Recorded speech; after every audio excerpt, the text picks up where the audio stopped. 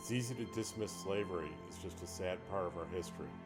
In order to properly understand slavery, we must know what it is. The International Labor Organization Forced Labor Convention from 1930 defines forced labor or slavery as all work or service that is exacted from any person under the menace of any penalty for which the said person has not offered himself voluntarily. That organization also states 20.9 million men, women, and children around the world are in slavery. In the 21st century, people are still sold like objects, forced to work for little or no pay, and at the complete mercy of their employers. So to the people that are enslaved today, this concept is not a piece of history, it is the horror of their lives. To the 20 to 30 million suffering worldwide, to the 14 to 17,000 trafficked into this country every year, to those used to produce more than the combined profits of Starbucks, Nike, and Google combined, to those exploited by both strangers and those close and trusted, to the victims that live here in Sandpoint. Slavery still exists, and it's bigger than ever today in 2014. So if you think slavery ended in 1865, think again. I am Pastor Amber Dawn McCall of Hidden Valley Worship Center, currently in Sandpoint, Idaho. And I am an overcomer of the commercial sexual exploitation of children. And I currently work as an educator and advocate in the area of trafficking, and also I reach out in any way I can to teach kids to avoid it, to teach parents I try to equip parents how to avoid it,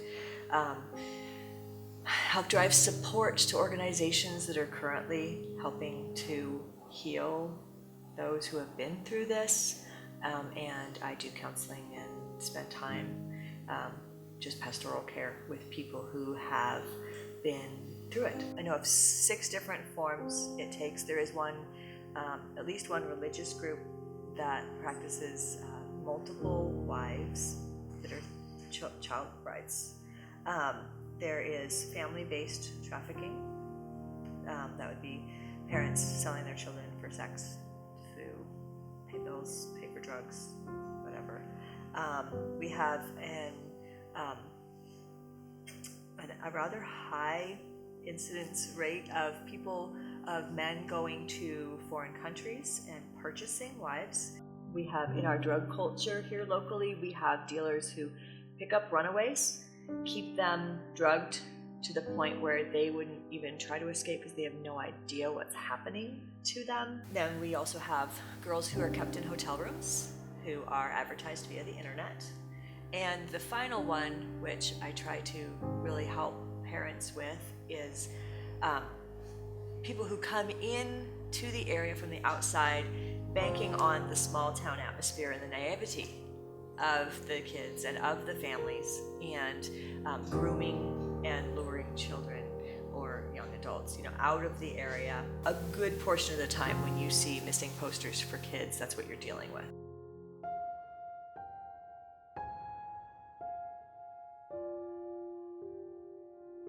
My abuser was my mom's best friend's husband.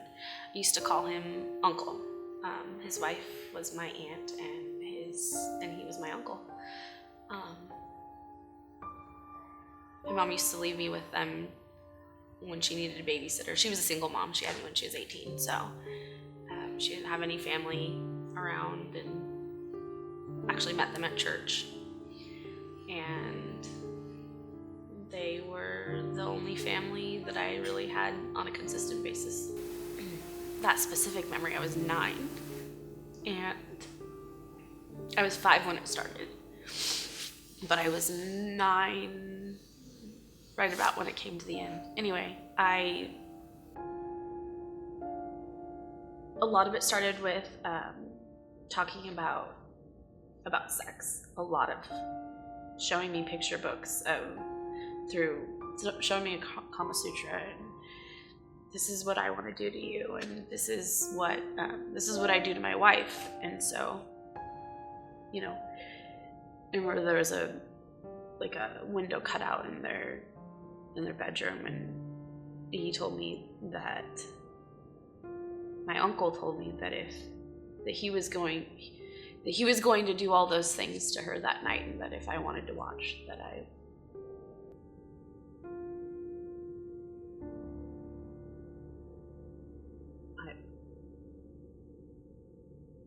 You ever on the other side of the window? it was always on the other side of the window, but I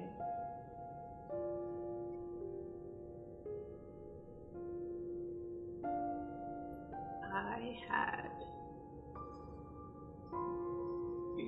That's how I remembered it, was that he told me that I could watch if I wanted, but I was that person who he was doing those things to. So people could watch. So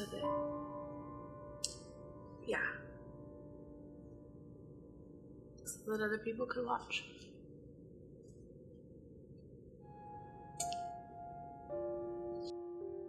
I found healing by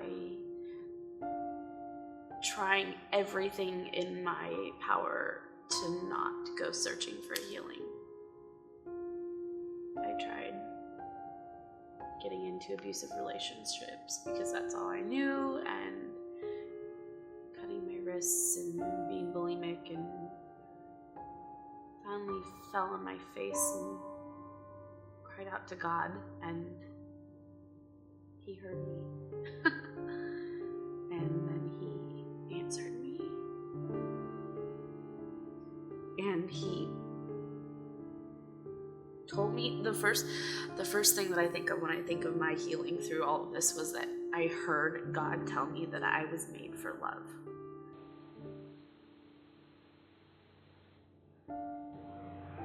You walk out of here today, what will be the thing that you'll think?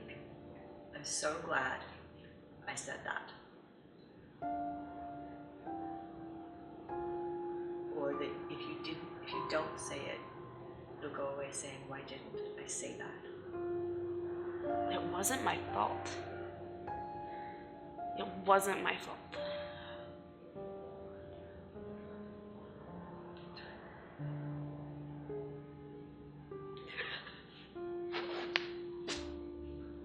I spent my whole life thinking it was my fault, and it wasn't my fault.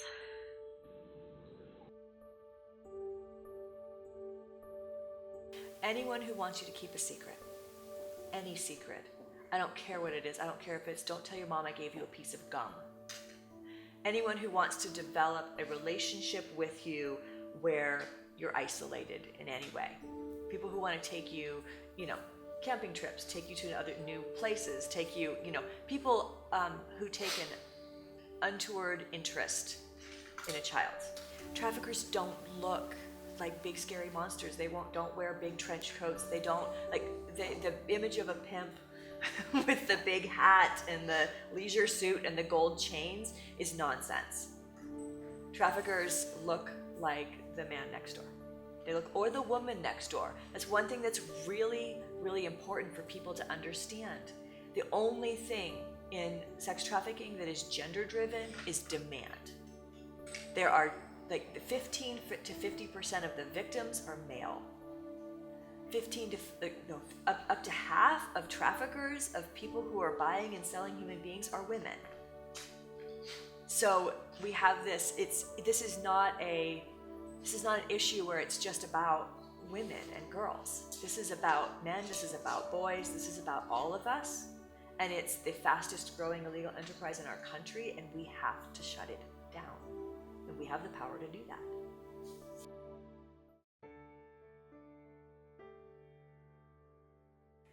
My name is Savannah Hicks. I am 16 years old and I am founder of S.P.A.R.C. My name is Montana Rayburn. I am 16 years old and I am co-founder of S.P.A.R.C. My name is Emily Nicholson. I am 14 years old and I am also a co-founder of S.P.A.R.C. It makes me mad that people can actually do the stuff that they're doing to other people, do that and just not even think anything of it, and that not too many people know about it. It's horrifying, and what's almost worse is the fact that no one's doing anything about it. Even after people hear that slavery still exists, they just go on about their lives without working to end it. I don't understand how anyone can know that this problem exists and not want to free people that are currently in bondage. It's terrible. I think consumer choices are huge too, because we are the consumers. We're driving this industry as we consume slave goods. I mean, It's supply and demand. If there's no Exactly. demand, there's not going to be supply. it's simple economics. Anyone who's taken a class in economics can tell you that we're just fueling the industry as we make ignorant decisions. The main thing is that we can end this. We can be the generation that truly buries slavery for the last time, and we can stomp it out with just our decisions, how we take care of this situation. We can put a stop to it. Say something, even if you don't know. If you see someone and you have a bad feeling that they're getting hurt or abused, say something, even if you don't know that it is for sure. It's always a good thing to say something, because who knows, you could have saved someone's life. Research your products before you buy them, because you would be so surprised at what has slave labor in it. I mean, some really high up name brands that you wouldn't think. Check out Free to Work. It's an app. You can look it up online. It's free. You can download it, and it rates every product that has a barcode. It rates it from A to F on how much slave labor was put into that. And it's a great way. It's, most people just have their phones on them. You can whip it out and say, okay, this is a B. This is fairly good. I think I'm going to get it. Or, no, this is an F. I'm definitely not buying this. And it's just little choices like that that will make a huge difference.